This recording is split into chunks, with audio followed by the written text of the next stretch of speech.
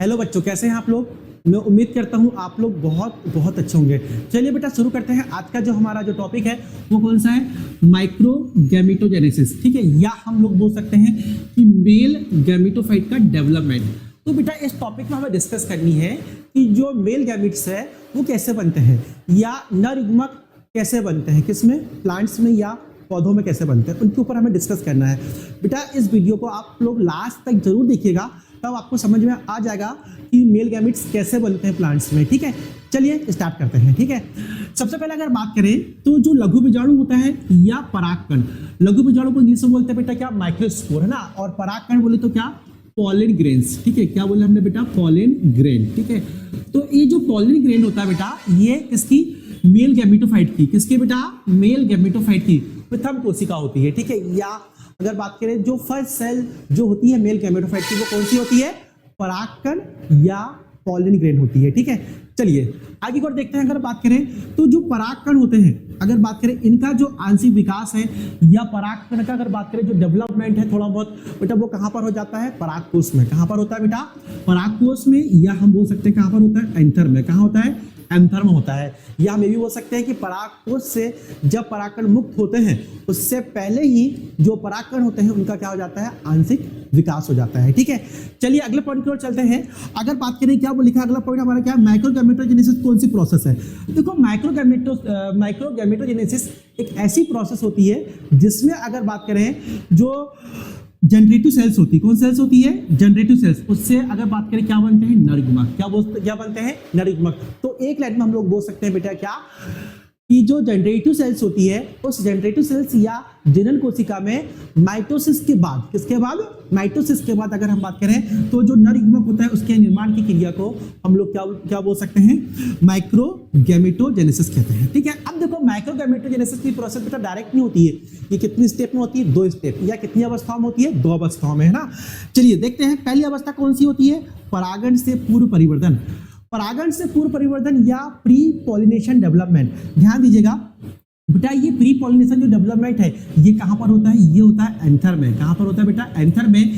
या ये प्रोसेस कहां पर होती है, परागकोश में। कहां पर होती है बेटा, परागकोश में होती है। ठीक है, या एंथर में होती है वाली प्रोसेस। ठीक है, तो ध्यान रखिएगा, प्री पॉलिनेशन डेवलपमेंट या परागण से पूर्व परिवर्तन कहां पर होता है, एंथर में या परागकोश में होता है। ठीक है, ये पहली स्टेप है। और दूसरी स्टेप हमारी कौन सी है, दूसरी है परागण के पश्चात परिवर्तन, या इसे हम लोग बोल सकते हैं पोस्ट पॉलिनेशन डेवलपमेंट। ठीक है, और ये बेटा पोस्ट पॉलिनेशन डेवलपमेंट या परागण के बाद जो परिवर्तन है या जो डेवलपमेंट है वो कहां पर होता है, ये होता है कहां पर बेटा, स्टिग्मा में। कहां पर होता है, स्टिग्मा में। ठीक है, स्टिग्मा, या हम बोल सकते हैं कहां पर होता है बेटा, वर्तिकाग्र में। कहां पर होता है, वर्तिकाग्र में। ठीक है, चलिए मेरे ख्याल से आप लोग को इतना क्लियर हो गया होगा, है ना। चलिए चलते हैं अगली स्लाइड में, समझते हैं इसके बारे में और, है ना। देखो पहली स्टेप जो हमारी है, पहली स्टेप कौन सी है बेटा, हमारी पहली स्टेप है परागण से पूर्व परिवर्तन, जैसे हम लोग बोलते हैं क्या, प्री पॉलिनेशन डेवलपमेंट। क्या बोलते हैं, प्री पॉलिनेशन डेवलपमेंट। देखिए बेटा, सबसे पहले जब परागकण बनते हैं, ये सबसे पहले जब पॉलिन ग्रेन्स बनते हैं तो उनमें कितना न्यूक्लियस होता है, ओनली फॉर सिंगल न्यूक्लियस होता है। इस टाइप से अगर बात करें, आप देखें ये परागकण है, पॉलिन ग्रेन्स, तो इसमें एकमात्र केंद्रक है। समझ में आया, कैसा केंद्रक है, एकमात्र केंद्रक। तो हम लोग बोल सकते हैं जो परागकण होता है, क्या होता है, परागकण। तो इस परागकण में क्या होता है बेटा, एकमात्र क्या होता है, केंद्रक होता है। ठीक है, ध्यान दीजिएगा, इस एकमात्र केंद्रक में एक डिवीजन होता है। कौन सा डिवीजन होता है, असमान समसूत्री। कौन सा होता है बेटा, असमान समसूत्री, या हम इसे बोल सकते हैं क्या, माइटोसिस होता है। क्या होता है, माइटोसिस। और जो माइटोसिस होता है वो इक्वल होता है क्या, नहीं, इक्वल नहीं होता है। और अगर बात करें बेटा माइटोसिस के बाद कितने केंद्रक बनते हैं, 2। माइटोसिस के बाद अगर हम बात करें कितने, 2 केंद्रकों का क्या होता है, निर्माण। माइटोसिस के बाद कितने केंद्रक, बेटा ध्यान दीजिएगा, कितने केंद्रकों का निर्माण होता है, 2 केंद्रकों का।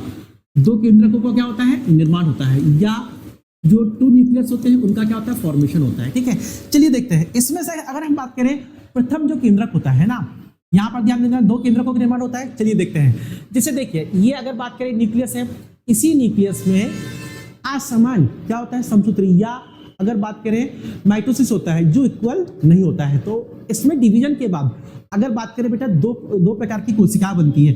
एक जो कोशिका बनती है ये बनती कायिक कोशिका, या इसे हम लोग बोलते हैं क्या, वेजिटेटिव सेल्स, है ना। इसे बोलते हैं कौन सी कोशिका बेटा, कायिक कोशिका, या इसे हम लोग बोलते हैं कौन सी, वेजिटेटिव सेल्स, ठीक है, या इसका और भी नाम है, इसे नाल कोशिका भी बोलते हैं, इसे नलिका कोशिका भी हम लोग नाम देते हैं, ठीक है। चलिए ये अगर बात करें यहाँ से लेकर अगर आप देखें तो ये कैसी होती है, इसका साइज थोड़ा सा बड़ा होता है, ठीक है। दूसरी कोशिका आप लोग को दिखाई देती होगी, ये होती है जनरेटिव सेल्स, है ना, या इसे हम लोग बोलते हैं कौन सी कोशिका बेटा, जनन कोशिका। कौन सी कोशिका कहते हैं इसे, जनन कोशिका। तो इस प्रकार से अगर हम बात करें तो ये जो परागकण होता है, इस परागकण का एकमात्र केंद्रक में अगर बात करें डिवीजन होता है माइटोसिस, जिसके फलस्वरूप दो कोशिकाओं का निर्माण होता है, एक वेजिटेटिव सेल्स और दूसरी जनरेटिव सेल्स। और अगर बात करें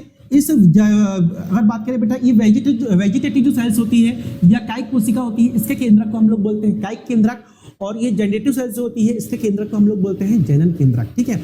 चलिए देखते हैं कैसे बनती है, ठीक है।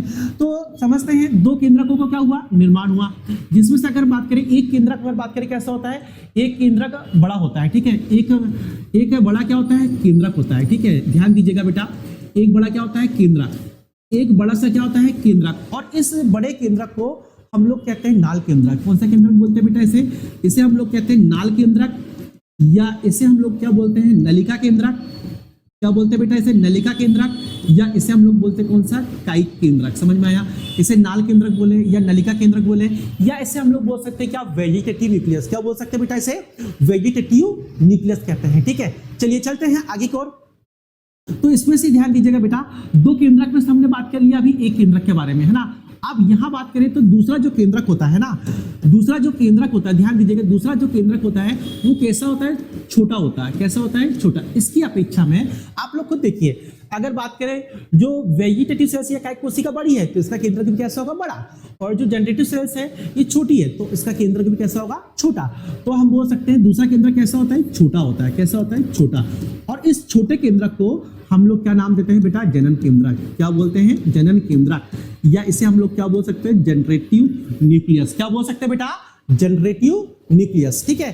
तो इस प्रकार से असमान समसूत्री के बाद दो कोशिकाएं बनी, है ना। परागकण में कितनी कोशिका बनी, दो, वेजिटेटिव सेल्स और जनरेटिव सेल्स। और वेजिटेटिव सेल के न्यूक्लियस को या कायिक कोशिका केंद्रक को कायिक केंद्रक कहते हैं, और जनन कोशिका के केंद्रक को जनन कोशिका हम लोग कहते हैं, ठीक है। चलिए चलते हैं आगे की ओर। अगर बात करें अब इसमें कितने कोशिका हो गई, दो कोशिका, है ना, कायिक कोशिका और जनन कोशिका। तो यहां पर ध्यान दीजिएगा 60% एंजियोस्पर्म में या 60% आवर्तबीजी पादप में, ठीक है। तो यहां पर ध्यान देना 60% जो एंजियोस्पर्म या आवर्तबीजी पादप होते हैं उनमें परागकण, है ना, परागकण कितनी, दो कोशिका अवस्था में। कितनी कोशिका अवस्था में बेटा, दो कोशिकीय अवस्था में। दो कोशिका अवस्था में क्या होते हैं, मुक्त होते हैं। दो कोशिका अवस्था में क्या होता है बेटा, मुक्त। और ये दो कोशिका अवस्था में मुक्त कहां से होते हैं, तो परागकोश से। कहां से होते हैं बेटा, परागकोश से, ठीक है। तो यहां पर ध्यान दीजिएगा 60% एंजियोस्पर्म प्लांट में जो परागकण या पॉलन ग्रेन्स होते हैं वो कितनी कोशिका अवस्था में मुक्त होते हैं, दो कोशिका अवस्था में, ठीक है। एक विशेषता होती है, ध्यान दीजिएगा, ठीक है। चलिए अगर हम बात करें आगे की ओर तो मेरे ख्याल से आप लोग को बेटा इतना समझ में आ गया होगा, ठीक है। चलिए देखते हैं आगे की ओर, चलते हैं अगली स्लाइड में, ठीक है।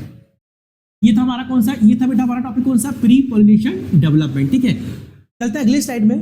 अगले स्लाइड में चलकर समझते हैं दूसरा हमारा कौन सा है, दूसरा हमारा है कौन सा बेटा, परागण के पश्चात परिवर्धन, ठीक है। या अगर बात करें इसे बोलते हैं क्या, पोस्ट पॉलिनेशन डेवलपमेंट। बेटा ये पोस्ट पॉलिनेशन डेवलपमेंट कहां पर होता है, वर्तिकाग्र पर। कहां पर होता है बेटा, ये वर्तिकाग्र पर या स्टिग्मा पर होता है, ठीक है। बेटा आपने पढ़ा होगा एक प्रोसेस होती है कौन सी, पॉलिनेशन की, या आपने पढ़ा होगा एक क्रिया होती है कौन सी, परागण की। तो परागण की क्रिया के बाद अगर बात करें एंथर से जो पॉलिन ग्रेन्स होते हैं वो कहां पर ट्रांसफर हो जाते हैं, स्टिग्मा में। और उसी स्टिग्मा या उसी वर्तिकाग्र पर परागकण का क्या होता है, डेवलपमेंट होता है, ठीक है। इसलिए हमने क्या बोला यहाँ पर, pre pollination development, sorry post pollination development, ठीक है। तो यहां पर ध्यान दीजिएगा, यहां पर ध्यान दीजिएगा बेटा कि जो परागकण होता है ना, अब परागण के बाद तो हम बोल सकते हैं किसके बाद बेटा, परागण, सॉरी क्या लिखा है यहां पर हमने, परागण के बाद, है ना। एक प्रोसेस होती है कौन सी होती है, परागण। परागण मीन्स क्या होता है बेटा, पॉलिनेशन, अभी हमने आपको बताया। तो उसका जो विकास होता है ना, परागण के बाद किसका विकास, परागकण का विकास, है ना। परागकण मतलब पॉलिन ग्रेन्स, ठीक है। तो हम बोल सकते हैं किसका, पॉलिन ग्रेन्स। जो पॉलिन ग्रेन्स है इसका जो विकास होता है ना, इसका विकास कहां पर होता है, इसका विकास होता है वर्तिकाग्र पर। कहां पर होता है, वर्तिकाग्र पर, ठीक है। तो ध्यान दीजिएगा परागण या पॉलिनेशन के बाद जो पॉलिन ग्रेन्स होते हैं इसका डेवलपमेंट कहां पर होता है बेटा, वर्तिकाग्र पर होता है या स्टिग्मा में होता है, ठीक है। स्टिग्मा में कैसे होता है, चलिए समझते हैं ना। स्टिग्मा में क्या होता है, ध्यान दीजिएगा, जो परागकण होते हैं, क्या होते हैं, परागकण। ये जो परागकण होते हैं, परागकण स्टिग्मा में, है ना, जब जैसे ही ये परागकण कहाँ पर पहुंचते हैं, स्टिग्मा पर पहुंचते हैं, तो स्टिग्मा या वर्तिकाग्र पर पहुंचते हैं, तो वहां पर ये शर्करा और नमी को अवशोषित करते हैं। ठीक है, कहाँ पर, परागकण वर्तिकाग्र पर, कहाँ पर बेटा, वर्तिकाग्र पर। ठीक है, क्या अवशोषित करते हैं, वर्तिकाग्र पर हम बोल सकते हैं शर्करा व नमी। ध्यान दीजिएगा, शर्करा और नमी को क्या करते हैं, अवशोषित करते हैं। ठीक है, जब ये परागकण वर्तिकाग्र पर शर्करा और नमी को अवशोषित करते हैं, तो बेटा इनका साइज या इनका जो आयतन होता है, आंतरिक जो आयतन होता है कोशिका द्रव का, वो कैसा होता है, बढ़ जाता है। कैसा होता है, बढ़ जाता है। और जब आयतन बढ़ता है तो यहाँ पर ध्यान दीजिएगा, प्रेशर किस पर पड़ेगा, इंटाइन पर। किस पर प्रेशर पड़ेगा, इंटाइन पर। और वो जो इंटाइन होती है वो कहाँ से निकल जाती है, जरपोर से। और देखो, अगर आपने देखा होगा बेटा, तो इसमें क्या, देखो ये जरपोर होता है, जहां पर एग्जाइट नहीं होती है उस स्थान को क्या बोलते हैं, जरपोर। ठीक है, तो हमने बोला कि आंतरिक परत को इंटाइन बोलते हैं, और इंटाइन पर क्या पड़ता है, प्रेशर पड़ता है। समझ में आया, हमने बोला ना कि जो परागकण है जैसे ही वर्तिकाग्र पर पहुंचते हैं तो वहां पर वो नमी और शर्करा को अवशोषित करते हैं, और अवशोषित करने के बाद ये जो इंटाइन होती है, इस इंटाइन पर प्रेशर पड़ता है, तो ये इंटाइन कहां से निकल जाती है, जरपोर से। और इंटाइन जरपोर से निकलने के बाद इस टाइप से क्या बनाती है बेटा, इस टाइप से बनाती है पॉलन ट्यूब। क्या बनाती है, पॉलन ट्यूब, या क्या बनाती है, पराग नलिका। क्या बनाती है, पराग नलिका का निर्माण करती है। किसका निर्माण करती है, पराग नलिका का क्या करती है, निर्माण करती है। तो हमने क्या बोला, जैसे ही परागकण वर्तिकाग्र पर पहुंचे तो शर्करा और नमी को अवशोषित कर लिया, तो इसके बाद प्रेशर किस पर पड़ता है बेटा, या दबाव किस पर पड़ता है, इंटाइन पर। इंटाइन पर दबाव पड़ता है। ठीक है, किस पर दबाव पड़ता है, इंटाइन पर दबाव पड़ता है, जिसके वजह से इंटाइन कहां से निकल जाती है, जनन छिद्र से, है ना। कहां से निकल जाती है, इंटाइन जनन छिद्र से निकलकर, कहां से निकलकर, जनन छिद्र से निकलकर क्या, किसका निर्माण करती है, जनन छिद्र से निकलकर इंटाइन क्या बनाती है, पराग नलिका। क्या बनाती है बेटा, पराग नलिका। और ध्यान दीजिएगा, इसी पराग नलिका में, है ना, देखो ये इंटाइन निकलकर क्या बनाई, पराग नलिका या पॉलन ट्यूब बनाई। इसी पराग नलिका में सबसे पहले आता है ट्यूब न्यूक्लियस, या हम लोग बोल सकते हैं कौन सा, कायिक केंद्रक। कौन सा केंद्रक आता है सबसे पहले बेटा, कायिक केंद्रक। और उसके बाद में जो आता है वो कौन सा केंद्रक आता है, जनरेटिव न्यूक्लियस, है ना। इसके बाद आता कौन सा, इसके बाद आता कौन सा बेटा, जनरेटिव न्यूक्लियस, या इसके बाद आता कौन सा, जनन केंद्रक। कौन सा केंद्रक आता है बेटा, जनन केंद्रक। ध्यान दीजिएगा, अगर बात करें इस जनन केंद्रक में क्या होता है, डिवीजन होता है। डिवीजन कौन सा होता है बेटा, माइटोसिस। कौन सा होता है, माइटोसिस। तो यहां पर ध्यान दीजिएगा, इस जनरेटिव न्यूक्लियस में माइटोसिस डिवीजन होता है, जिसके बाद में क्या बनते हैं, मेल गैमेट्स। क्या बनते हैं, मेल गैमेट्स, या क्या बने, ये नरयुग्मक। क्या बने बेटा, नरयुग्मक। तो यहां पर ध्यान दीजिएगा, नरयुग्मक बनते हैं। क्या बनते हैं, नरयुग्मक। ठीक है, अब यहां पर नरयुग्मक कितने बनते हैं, 2। कितने बनते हैं बेटा, 2। ठीक है, तो इस प्रकार से इस पॉलन ट्यूब में कितनी कोशिका हो जाती है, 3। कितनी कोशिका हो जाती है, 3। इसे ही अगर बात करें क्या बोलते हैं हम, परिपक्व मेल गैमेटोफाइट बोलेंगे। ठीक है, तो इस प्रकार से अगर बात करें कितने नरयुग्मक बन गए, 2। ठीक है, तो हम लोग बोल सकते हैं इन्हीं नरयुग्मकों के निर्माण की क्रिया को हम लोग क्या बोलते हैं, माइक्रोगैमेटोजेनेसिस। क्या बोलते हैं, माइक्रोगैमेटोजेनेसिस। और बेटा एक चीज और ध्यान दीजिएगा कि ये जो नरयुग्मक बनते हैं वो कौन सी कोशिका में विभाजन के फलस्वरूप बनते हैं, तो वो होती है कौन सी, जनरेटिव सेल्स या जनन कोशिका के केंद्रक में विभाजन होता है, उसके बाद ही कितने केंद्रक बनते हैं, 2। तो इस प्रकार से बेटा ये हमारा जो टॉपिक था आज का, ये टॉपिक कौन सा था, माइक्रोगैमेटोजेनेसिस, है ना। चलिए आगे को और समझते हैं, थोड़ा सा और रह गया था इसमें। यहाँ पर विभाजन ध्यान रखिए, विभाजन कौन कौन से होते हैं। तो बेटा ये जो 2 नरयुग्मक और एक क्या बना हमारा, एक बना कायिक केंद्रक, है ना।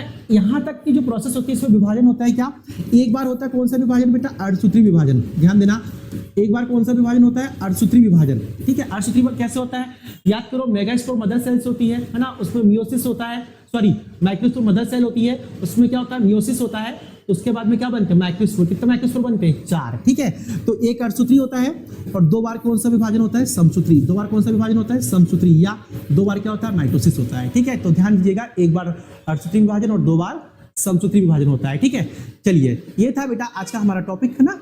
चलिए वीडियो अगर अच्छा लगा हो तो चैनल को जरूर सब्सक्राइब करें, और इस वीडियो को लाइक करें, और अपने फ्रेंड या अपने दोस्तों के साथ जरूर शेयर करें। ठीक है, थैंक यू सो मच। मिलता है बेटा बहुत जल्द हम लोग अगले वीडियो में।